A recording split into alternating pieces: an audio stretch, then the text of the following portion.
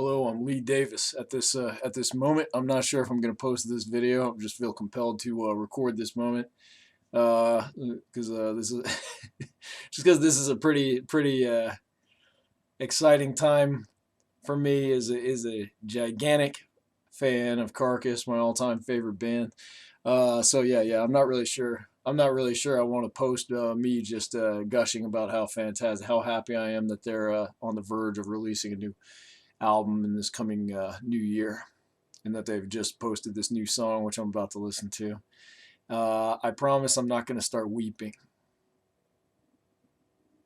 That's a reference to that Star Wars reaction video. God bless that guy, but you know. And I'm not going to try and pretend that I've never shed tears while watching Star Wars films. And that I've come close to tears for some of the newer Star Wars films, but not because I'm emotionally moved, but because I'm sad that they suck.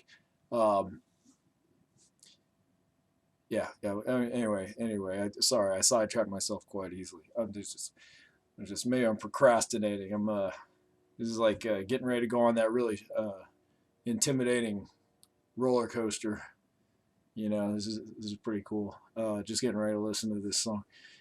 Anyway, just in case anyone ever does see this, just in case I do post this, I just want to spill my guts real quick about Carcass. You know, I discovered them when I was 14, and you know, I was a real geeky kid, and I was dealing with a lot of bullying. I had a very unhappy life at home, and I was a very creative kid, and I was getting a lot of my dreams and ambitions kind of stamped out, and I was kind of losing my mind. I was very frustrated because I had, you know, ideas bursting, and I was being stifled. You know, I was being cut off. I was being, instead of being in a nurturing environment, all of a sudden, you know, with this move where we were in this yuppie area, I was just surrounded by jock bully asswipes.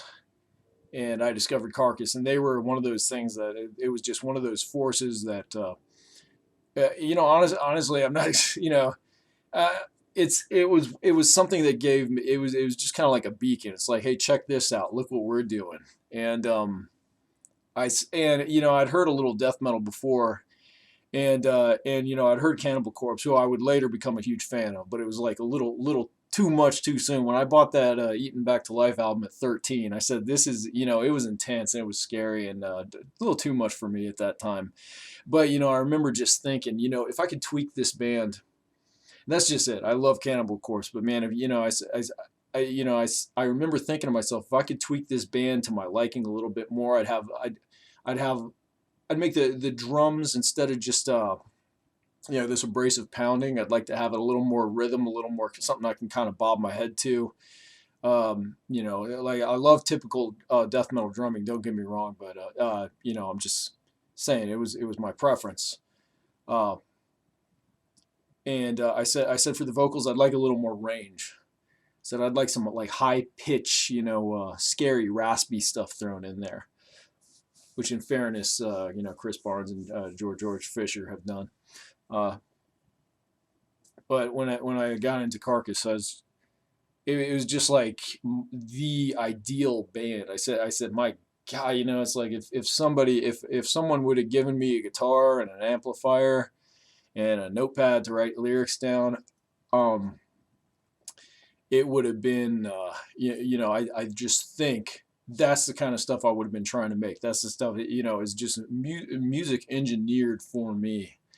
And yeah, it's really an obsession. And you know, I'll just say, you know, I was really, you know, we moved back to Virginia from this yuppie town. I got into this whole other school, and I was really messed up from coming off of 2 years of straight bullying, and there was some really nasty stuff was going on toward me during that time in my adolescence, which is too bad because it was looking pretty good when I was 12 years old before the move. I mean, things were pretty awesome, and I got so derailed and sidetracked and basically just messed up from that shit, you know. And when I went into high school, if any of my buds are watching, you know, it's like you know, I was so obsessed by death metal, and in particular Carcass.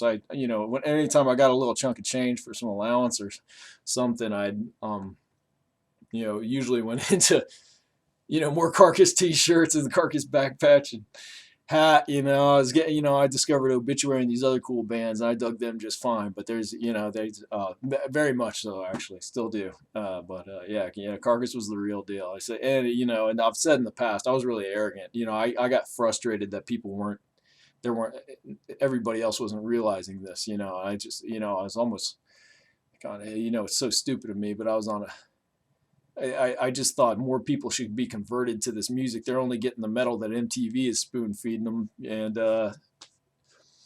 it was a hard thing for me to realize as an arrogant, stupid, messed up teenager that it's not Carcass is not actually for it. While to me they're the perfect music, it's not for everybody. Anyway, I was just yeah, I was pretty messed up, but I used this death metal image to I just wanted to scare off people that wanted to bully me. I'm getting. I'm just gonna say this, and um, sorry, uh, yeah, really derailing. So while death metal and Carcass was just like something for me, something there for me in very dismal times. Something I could kind of lose myself in. It also I use the image to and I'm not so proud of this fact, but I thought death metal also kind of gave me a a front. You know, I said if I I thought if I looked scarier, then people won't want to mess with me. A lot of people realized I was just a geek. A lot of people saw through that.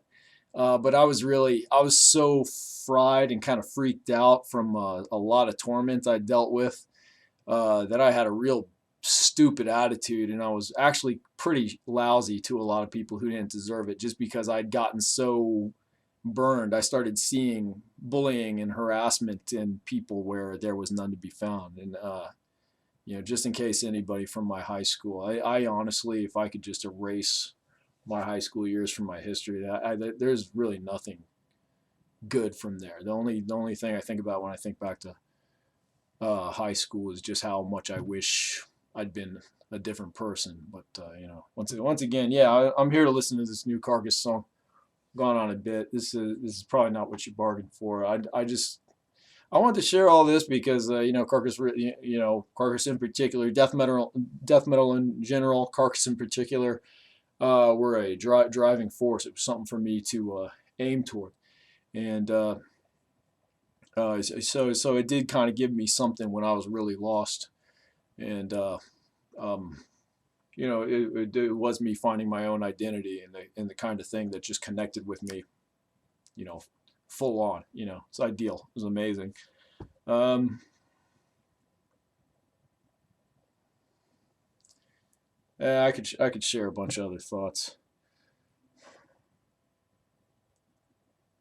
Yeah, I got some more. I got some more actually kind of stories that actually uh yeah, and I got some other stuff. I got some.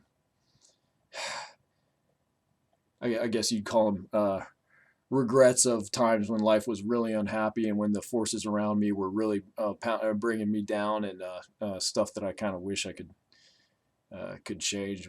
One of them, you know what? Forget all that. Yeah, yeah. No, I think I think it just goes to show. I think death metal is a really positive force. I'm not gonna say it's the healthiest stuff in the world. Not always, but then again, I think it is actually pretty healthy, especially if you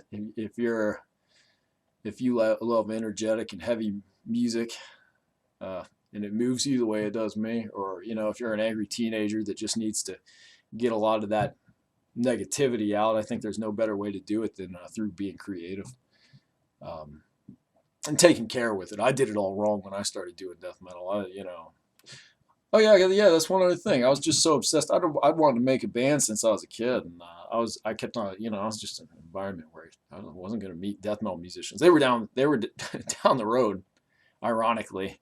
We even moved right after high school. It just seems like there were forces at play. I could not. I had all this stuff, and I just needed some help from some other people or a guitar or something like that. And Yeah, I really want to make music like that. Almost did a couple times. I came close a couple times, um, and things fall through. Let's listen to this song. I'll just shut up. If you guys actually listen to me saying all this stuff, that's I think me going on for 10 minutes about all this stuff. It's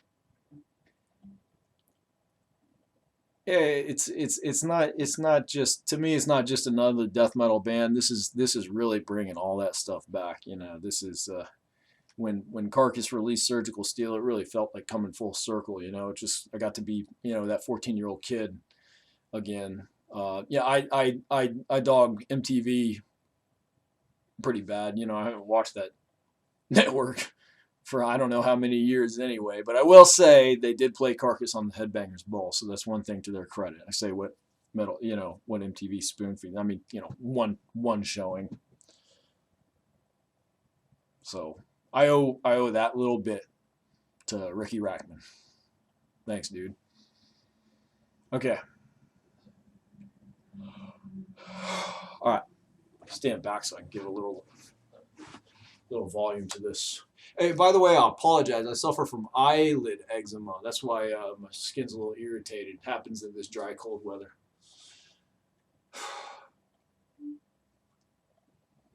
Main characters are definitely done really well. All right, that's well, not the right video. Why is it playing that? No, that's not. Why did it play that video when I turned it on? It's advertisement. Okay, play it now. Oh, here it goes. That wasn't correct. Thanks.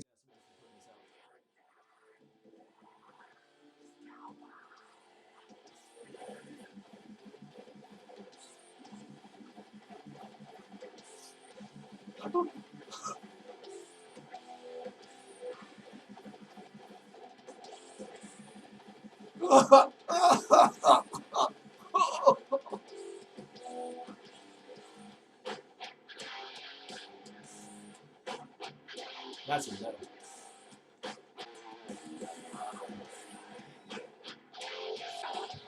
The guy actually might start crying.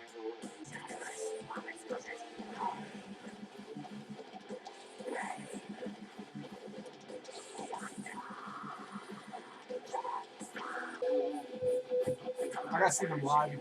Definitely. This is better than anything. I love Surgical Steel. This is better than anything on that album.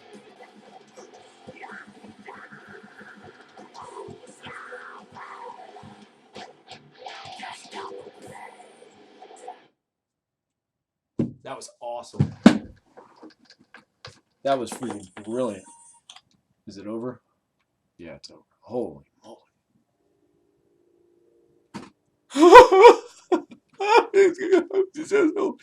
That was awesome.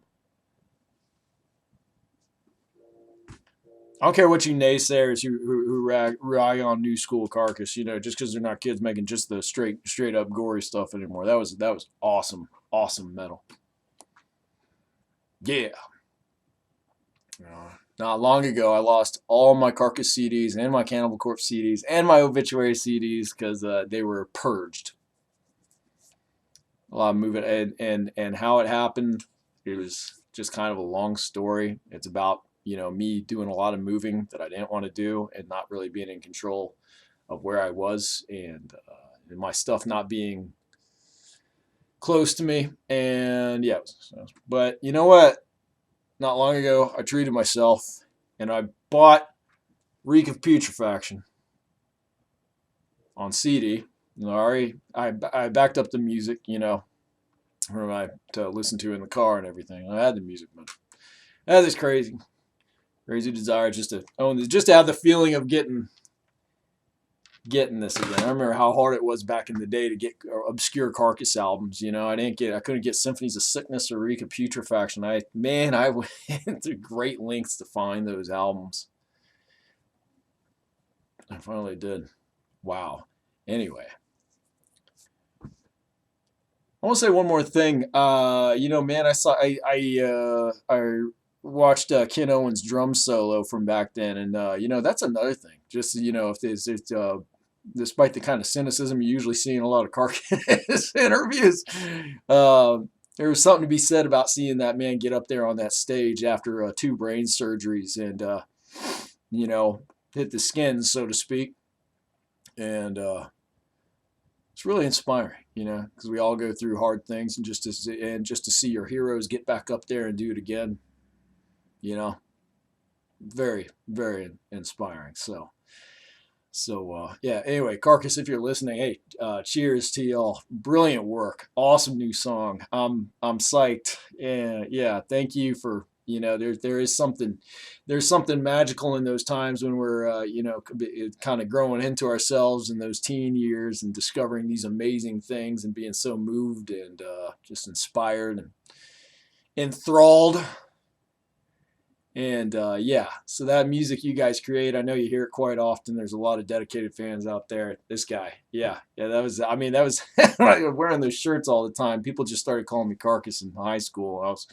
I was cool with that. One girl called me Carky. No matter how lame that might sound, I was really flattered considering the girl it was coming from. She was hot.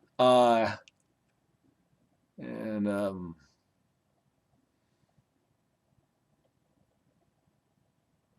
yeah, great, just great job, man. It chills, you know.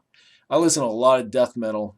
A lot of it I can kind of bob my head to. This is cool, but man, the real thing, you know it's the real deal when you get that tremble, your hair's standing on end and stuff.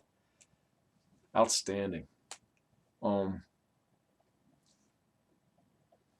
Anybody who actually watched me run my mouth and sit there and listen to a song for all that time, going on 20 minutes here, this is just, hey, this is a big, this is a big day for me. This is really exciting for this fan. I mean, I guess we all get to this point in life where, we're fathers and we're sitting there, and we often, when we bring up our youth, all we can say is like, man, I was freaking stupid, but there was some cool stuff going on back then, and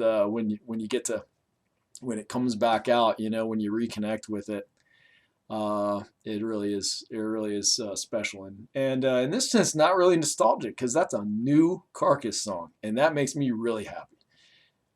Because frankly, honestly, I being nostalgic is cool, but I mean, there's something always kind of sad to me about stuff that's like really old that I've listened to a million times, or something great. If you can come back out, even if it's not as strong as the stuff back then, it's still special. And even I'm just happy, even with something falls short. I'm just happy it's done anyway. But this is not that. The Surgical Steel was not my favorite album, and maybe I'm just riding on the buzz in this new song, but I'm genuinely rocked by that track I just heard.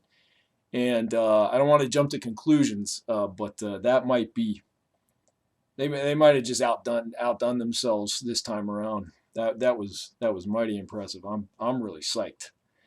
So I'm gonna be spinning that song in my in my car quite a bit, I'm sure. And when the album comes out, yeah, you can bet I have a feeling there's gonna be a lot of really good stuff on that. So everyone buy it. And um yeah, so in Carcass, maybe I'll get to come to a show again. Um, Okay, yeah, I almost touched on this story earlier, but the first time I got to see him live, I was really mixed up and having the worst time of my life, and I was out of it, and I got wasted drunk, and I barely remember the damn thing. I just know I was a problem. I wasn't a good fan that time. Yeah, but I mean, uh, and man, I had some serious regrets until I caught y'all again in Ohio. So man, I had my deepest apologies to Carcass for that one. Uh,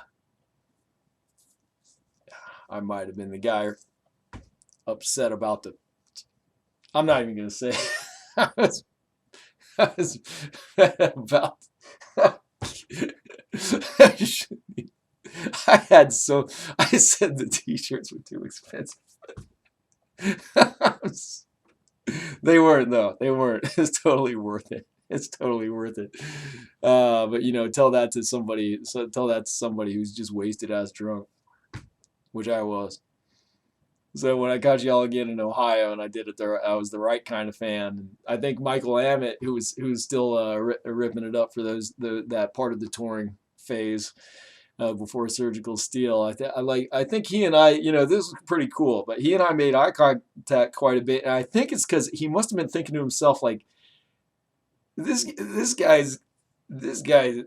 I, this guy's singing to every single one of the songs, even the Rika Putrefaction. So I knew the lyrics to like everything they played, and some people might say "Get a Life," but hopefully, I think if when Michael saw that, I hope he was thinking, "Hey, that's pretty cool," instead of "Crap, man, that guy that guy spent way too much time digging into those albums."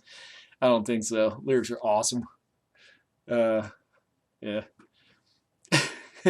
So, hey kids, wear your hearing protection. I suffer from tinnitus or tinnitus, however you want to pronounce it. I got better from sound therapy, but no one. I wasn't around the right people to tell me how to do these things, and I thought it's okay if you just don't wear your hearing protection all the time.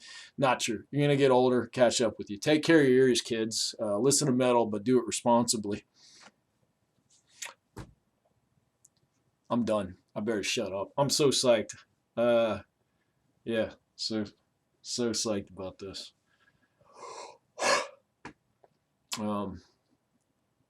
But pretty soon I gotta go pick my daughter up from the bus stop and be a responsible adult. Going to the Christmas jingle program tonight at the school. So I won't get to talk about death metal too much over there, so I might as well just do it to my computer right here. Maybe I will share this. I don't know. I'm psyched. I'm so happy. So happy. Yeah, I know I know this kind of sounds weird to a lot of you people who think that you can't a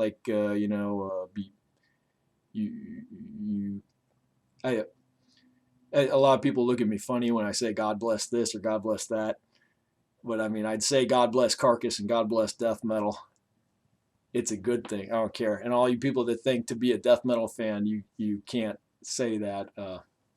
I get whatever. Sorry, the same thing. You don't have to worship Satan to enjoy death metal. It's an old stereotype, man. I thought only the school teachers thought that crap, but apparently a lot of the fans do too. Death metal might be kind of negative in some ways, but it's got a lot of positive. It's got a lot of positive energy going for it. I don't care what you say, even if they do release stuff like Rika Putrefaction. God bless Rika Putrefaction. God bless y'all. Take care. Stay metal. Blah. Bye.